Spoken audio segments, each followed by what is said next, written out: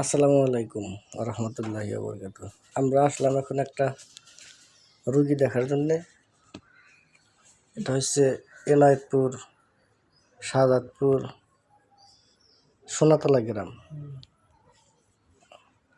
ভাইজান কেমন আছেন? আলহামদুলিল্লাহ, আপনি ভালো আছেন তো? আলহামদুলিল্লাহ, আল্লাহ খুব ভালো রাখছে। শুনলাম আপনি অনেক দিন ধরে অসুস্থ। এর আগেও আপনার কি অসুস্থ আপনি?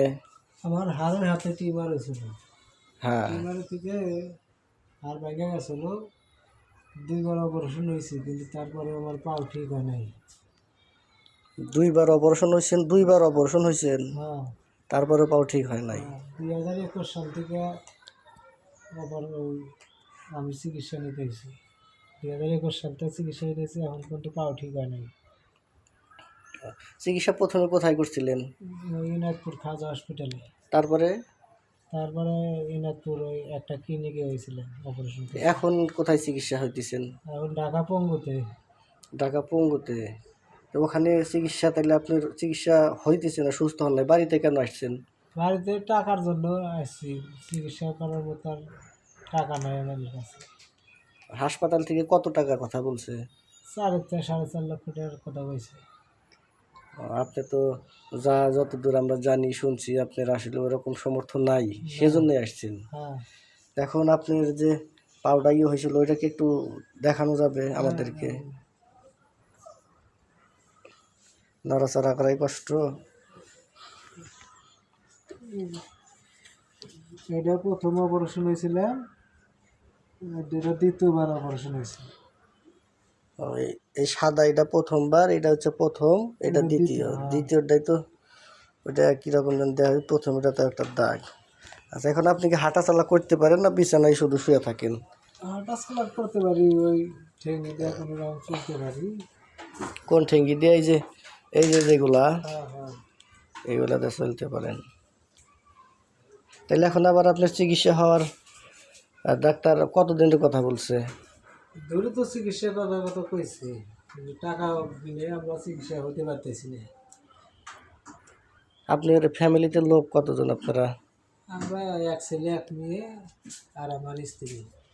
আহ, আপনার এক ছেলে এক মেয়ে আর স্ত্রী। ইনকাম করার সোর্স কি আরও কোনো আছে নাকি? না, আমার সংসারে ইনকাম করার মতো আমি একাই। আপনি একাই? তাইলে তাদের এখন সংসার কিভাবে চলতেছে? এও দিতেছে, এর মধ্যে চলতেছে। তাইলে এখন এমন অবস্থায় গিয়ে এক জায়গায় গেছে, আসলে কেউ তো চায় না এরকম যে আমি মানুষের কাছ থেকে হাত পেতে কোনো কিছু নেই, কিন্তু অসহায় এমনও সময় এসে আসলে লজ্জা শরম কইরাও কোনো লাভ হয় না। আল্লাহ কাকে কোনটা দেওয়া ভালোবাসে। এখন আপনার বাচ্চা কাচ্চাগুলোকে কি একটু দেখা যাবে? তাহলে আপনি একটু তাদেরকে একটু ডাক দেন, তাদের সাথে একটু কথা বলি কিংবা দেখি। এইটা হচ্ছে, বসেন। একটু কষ্ট হইলেও দেখি এই কষ্টের বিনিময় মানুষ যদি কোনো সহযোগিতা করে, কষ্ট করেন একটু। এটা আপনার মেয়ে, ওইটা ওয়াইফ। ছেলে 8 বছর বয়স। ও, ছেলে কি মাদ্রাসা লেখাপড়া করে? হাফিজে মাদ্রাসা করে। তাইলে এখন আপনি দেশবাসীর উদ্দেশ্যে কিছু কথা বলেন নাকি? যে যা পারেন আমাকে একটু সহযোগিতা করেন। কারণ আমি দিতেছি, আপনি একটু সামনের ক্যামেরা দিয়ে ফোনটা একটু নিজে হাতে ধরতে পারবেন? কেউ আগে গেল। আপনি সবার উদ্দেশ্যে কিছু তাইলে একটু বলেন, আপনার জন্য আমরা কিংবা দেশবাসী কি করতে পারি। দেশবাসীর কাছে আমার চাওয়া, সবাই মিলে আমাকে একটু সহযোগিতা করে। আমি 2বার অপারেশন, আর আমার কাছে চিকিৎসা করার মতো কোনো অর্থ নাই। আর যদি আপনারা পারেন একটু সহযোগিতা করেন। তাহলে এখন আমরাও দেশবাসীর উদ্দেশ্যে বলতেছি, অসহায় মানুষের পাশে দাঁড়ানো। আসলে কেউ তো পারতে মানে এরকমই হয় না, তারপরেও ভিডিওটা যেবার দেখেন।